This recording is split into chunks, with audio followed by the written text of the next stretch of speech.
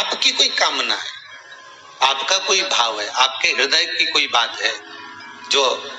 बहुत दिनों से लगे हुए हो, और बाबा हो सकता है कि किसी कारणवश पूर्ण ना हो रहा हो।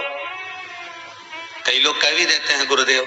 कोई कोई कहते हैं, जैसे आज कोई कह रही थी बच्ची की मैंने शिव महापुराण में पशुपति व्रत सुना और उसको करा, उसका लाभ मुझे मिला, मेरे पति ने भी करा, उसका भी लाभ मुझे मिला। पर एक काम गुरुदेव ऐसा अटका हुआ है कि वो काम हम करना चाह रहे हैं, व्रत भी कर लिया, अनुष्ठान भी कर लिया, पर फिर भी वो व्रत के कारणवश भी वो कार्य नहीं हो रहा। तो समझना कि कोई कार्य बड़ा भारी होगा और बाबा उसको कर नहीं रहा है, या कोई काम अटक रहा। तो हमने पहले भी कहा, ये बीच की जो पत्ती है ये देव अधिदेव महादेव है, ये ब्रह्मा, ये विष्णु। इन दोनों पत्ती के मिलन से लेकर इस पत्ती के बीच की जो डंडी है, ये नीचे की डंडी का वर्णन नहीं कर रहे हैं, इन दोनों पत्तियों के बीच में जो डंडी है बची हुई, जो तीनों के बीच में एक डंडी का जो भाव है, ये माता जगत जननी जगदम्बा माता पार्वती है।